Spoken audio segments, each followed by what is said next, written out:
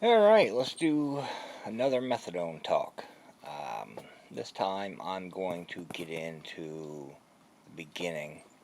More like a timeline, I guess.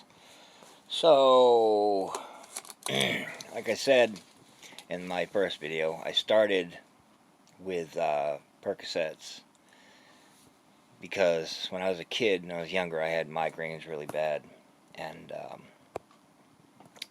one day I was just sitting in my parents' room actually, and had a really bad migraine. And I look over on my dad's stand, and there was a bottle that said take 1 to 2 tablets as needed for pain every 4 to 6 hours. So I figured it was like Tylenol or ibuprofen or something. I was 16, 17 years old. I'm 40 years old now, so it was a long time ago. So I decided I'd take one of those, and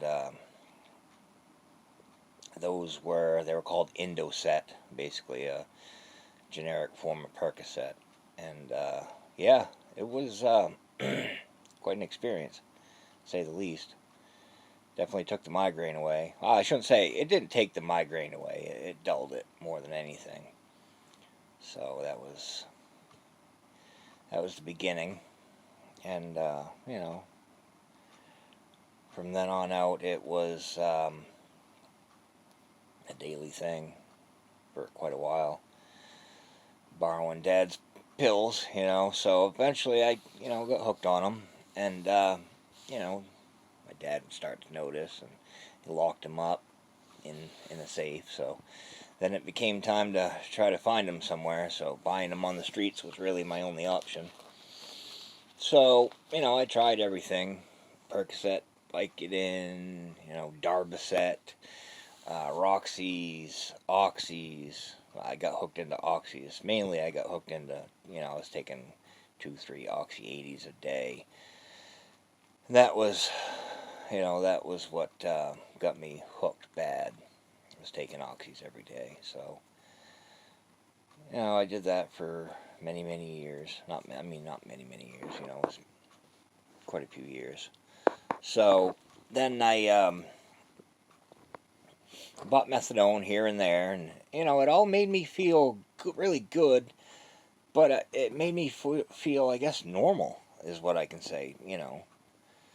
So it was definitely becoming a problem money wise, buying them here and there. I did eventually get a prescription for hydrocodone from my doctor, and I was filling them early, and doing this and that, having to buy them because I'd run out.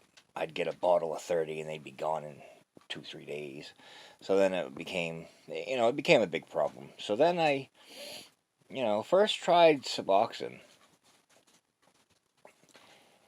and that was, um, let's see, hang on a sec here. All right, so yeah, then I tried Suboxone, and that was the first thing I tried, and that worked pretty good. But like I said in the first video, it only worked good for withdrawal symptoms. It didn't do anything for cravings or anything else. So I did that for almost a year. And then in 2008, the methadone clinic in a town nearby opened up. And I was like, I want to say the 60th patient. I was there like a week or two after it opened. And that was in 2008. And methadone worked great. It really did. I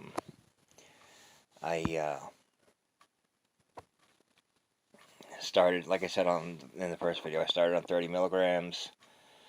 I went up and up and up and up until finally I got to a point, right around probably 120 to 130. I started to get to the point where that was it. That was my level where I felt comfortable and normal and no longer having withdrawal symptoms or cravings or anything. Everything was perfect. So over time, they say some doctors will tell you that you can build tolerances, other doctors say you can't. Well, I did. So, eventually I'd go up 10, 15 milligrams here and there until I got to about, I want to say my highest was 245. And, it was, it was just like any other medication. It made me feel normal. So it worked good. And about 2 years later, 2010, the clinic owner actually got caught trading methadone for cocaine. So that clinic was shut down. Boom, done, shut right down. So we basically were all called by the clinic and told, you have two choices. I think it's two or three choices. You can either go to this clinic, that clinic, or you're basically SOL.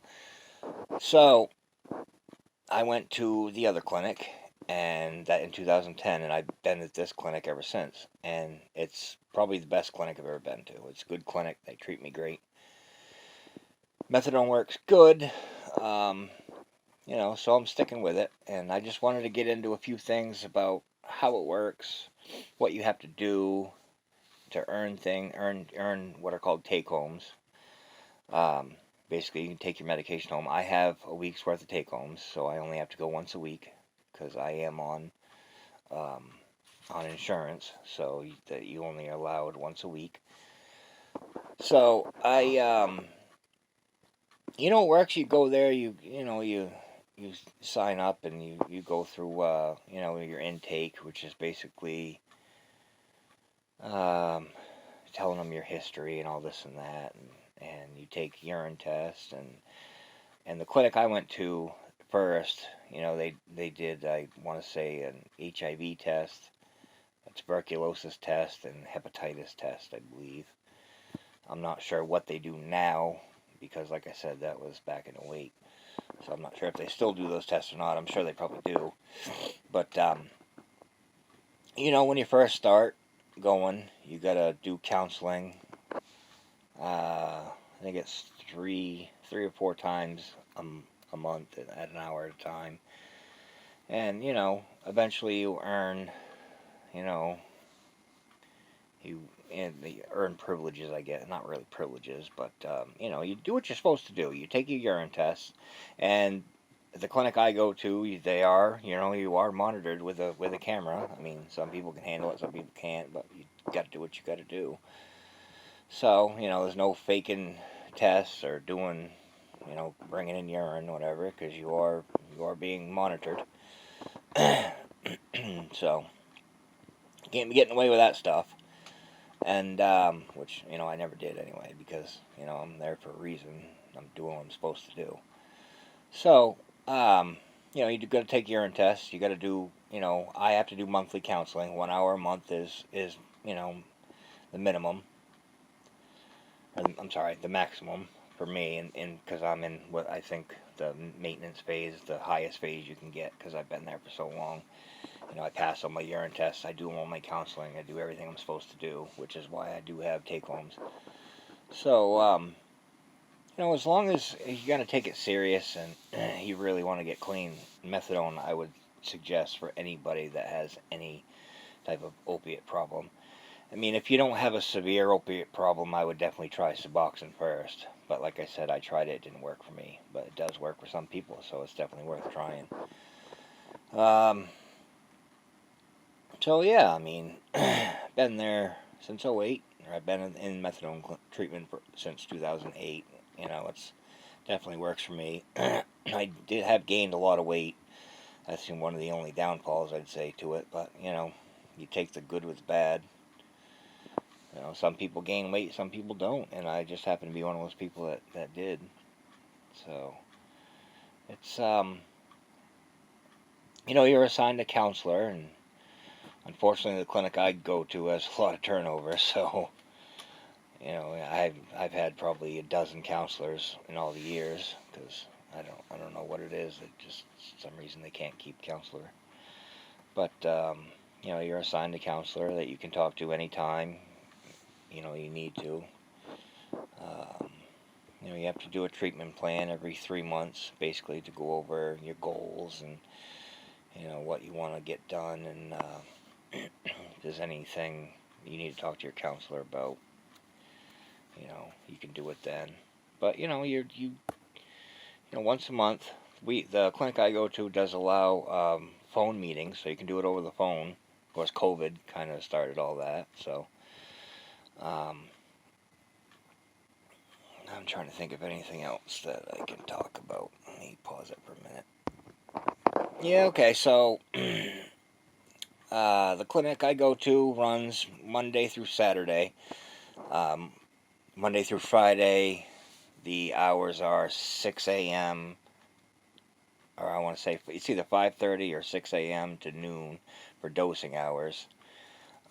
You go in, you punch in your number into the computer, and it'll tell you if you can either go dose or if you have an administration hold, which is usually for payment, or need to talk to a counselor, you have an appointment you need to get done, or you failed a urine test. So otherwise than that, if you go in, you punch your number and it says dosing, you go get in line, and there's little light up numbers that tells you window 1, 2, or 3, which window's open. And if you're in line, head in line, you go to whatever window opens up.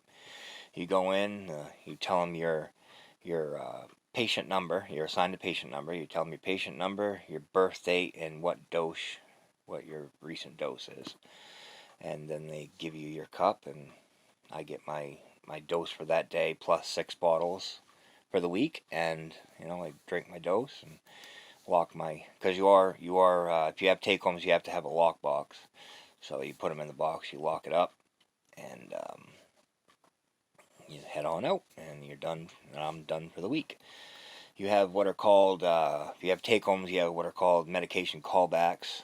I believe they're 3 to 4 times a year, which is they call you randomly anytime to come in the next day to show that you haven't sold or taken any more medication than you're supposed to. So you come in, you show them, they take your bottles out, they look at them, make sure they haven't been tampered with or messed with, or none's missing. So there's that.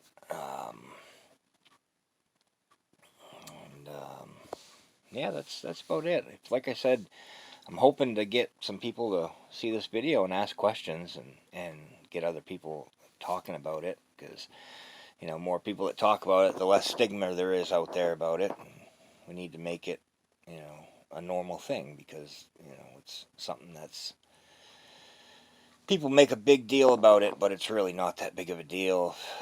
I mean, half the people I know or see me, they don't know that I'm on methadone unless I actually tell them, because you're not walking around high or messed up, whatever. You're normal. So yeah, I want to try to get the word out there, get people talking about it, and see what I can do, and see if I can help change people's mind about it, because people are so close-minded about opiate treatment.